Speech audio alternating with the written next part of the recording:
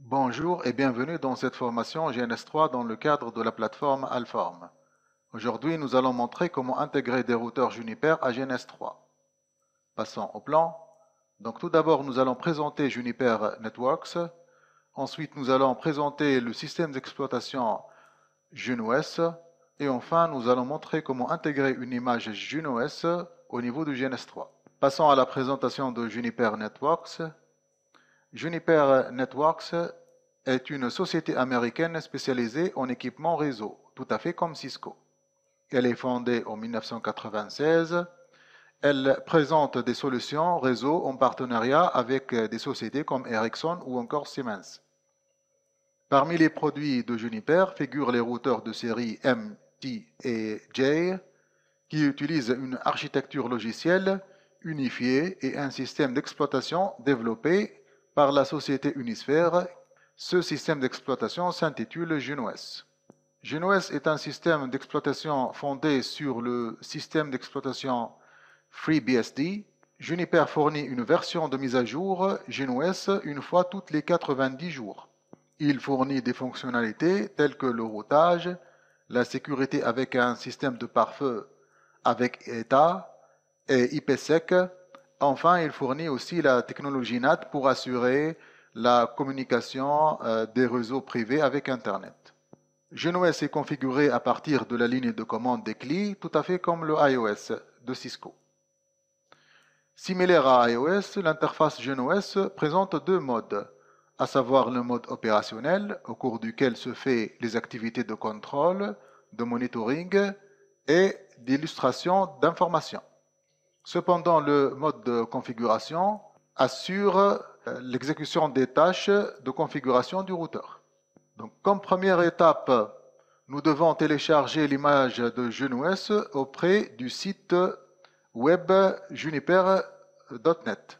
Une fois l'image est téléchargée auprès du site, nous devons l'intégrer au niveau de VirtualBox à partir de menu fichier importer une application virtuelle. Une fois c'est fait, nous devons intégrer à nouveau cette image au niveau du GNS3 à travers le menu préférences. Nous supposons que nous avons déjà téléchargé une image GNOS à partir du site juniper.net. Voilà l'image, elle est d'extension OVA. Nous devons intégrer cette image GNOS à partir de menu fichier, par la suite importer un appareil virtuel. Nous allons sélectionner cette image OVA. Nous cliquons suivant, puis réinitialiser l'adresse MAC de toutes les cartes réseau. Nous cliquons importer et nous attendons l'importation de l'image. L'image est à présent importée. Nous allons faire une toute dernière configuration, c'est la configuration du réseau.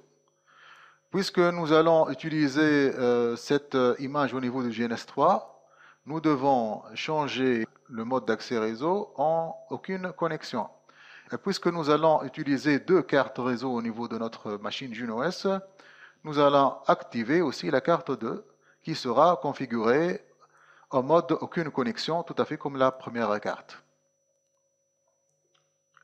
La configuration est terminée au niveau de VirtualBox. Nous passons vers GNS3.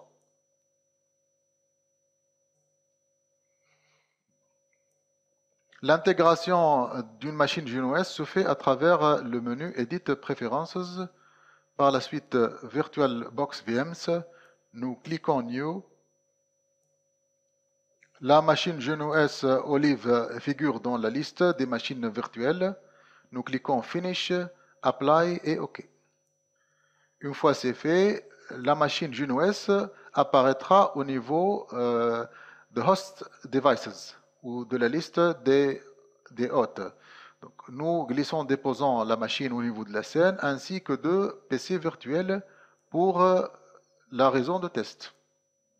Au niveau de cette machine Olive, GNOS Olive, nous configurons le réseau Nous configurons la machine pour qu'elle aille deux cartes réseau, à savoir Adapter 1 et Adapter 2. Nous cliquons Apply et OK. Nous lions le PC1 à travers sa carte Ethernet 0 à la carte Ethernet 0 de GNOS Olive et le PC2 à travers sa carte Ethernet 0 à Ethernet 1. Nous allons à présent lancer notre machine ou encore notre routeur GNOS. Nous entrons le login qui est root par défaut. Par la suite, nous entrons au niveau de la CLI ou encore l'interface applicative. Voici donc le mode opérationnel. Nous allons ensuite entrer au niveau de mode de configuration globale à travers la commande configure. Bien sûr, l'auto-completion est activé, tout à fait comme le iOS. Donc il faut taper Tab. Il suffit de taper Tab pour que la commande soit complétée automatiquement. Cliquons Entrée. Une fois au niveau de la portée de configuration globale, nous allons attribuer un nom à cette machine ou à ce routeur. C'est à travers la commande setsystem, hostname, nous allons le nommer GNOS. Une fois c'est fait, nous devons impérativement entrer un mot de passe puisque nous allons par la suite configurer les interfaces réseau. Ces interfaces ne seront pas, ou les configurations de ces interfaces ne seront pas sauvegardées si il n'y a pas un mot de passe qui est déjà configuré au niveau du système. Donc, cet système root authentication plain text password. Le mot de passe doit être composé de 6 caractères. Donc, nous allons utiliser passe 1, 2, 3, 4, 5, 6. Passe 1, 2, 3, 4, 5, 6. Une fois c'est fait, nous devons configurer les interfaces à présent. Mais tout d'abord, laissez-nous voir les interfaces à travers la commande run show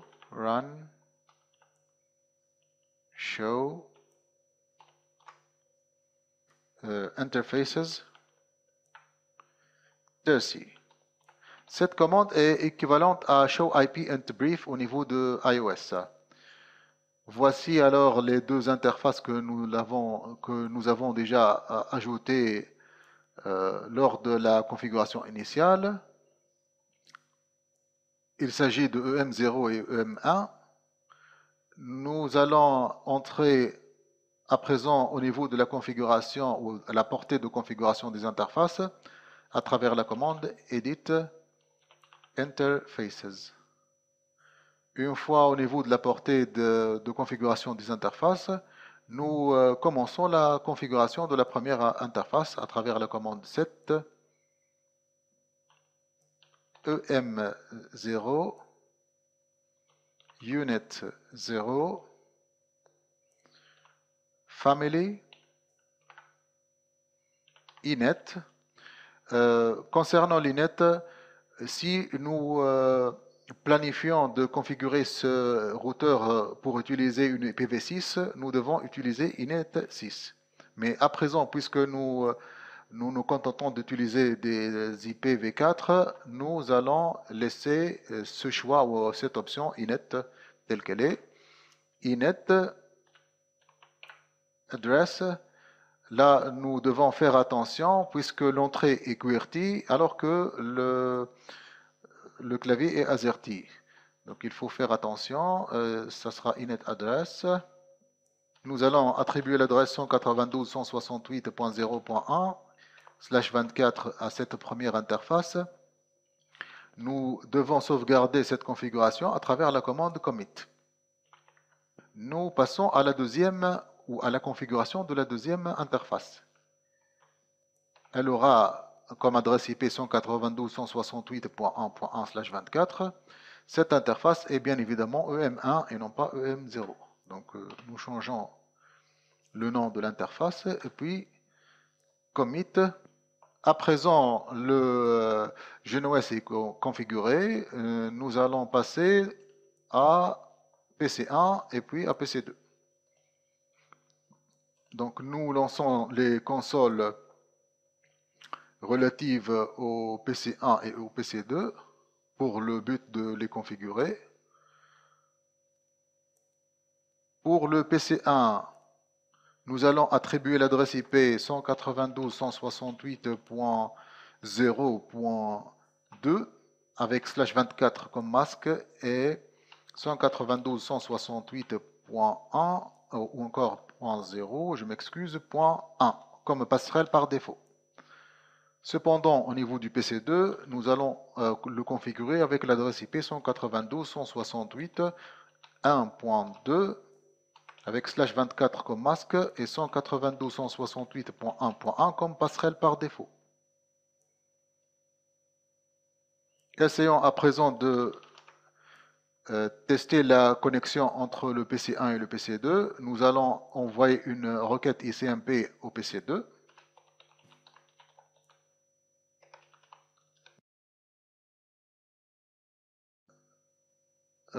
Peut-être que 1, 2, voilà, oui.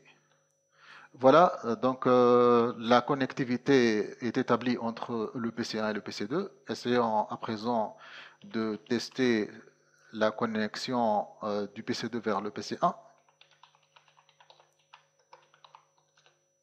Voilà, donc les deux PC sont connectés via le routeur GNOS Olive. Ce qu'on a couvert au niveau de cette vidéo, c'est tout d'abord la présentation de Juniper Networks. Ensuite, nous avons présenté le système d'exploitation GNOS. Et enfin, nous avons montré via un scénario comment intégrer l'image GNOS au niveau du GNS3. Au revoir et à la prochaine vidéo.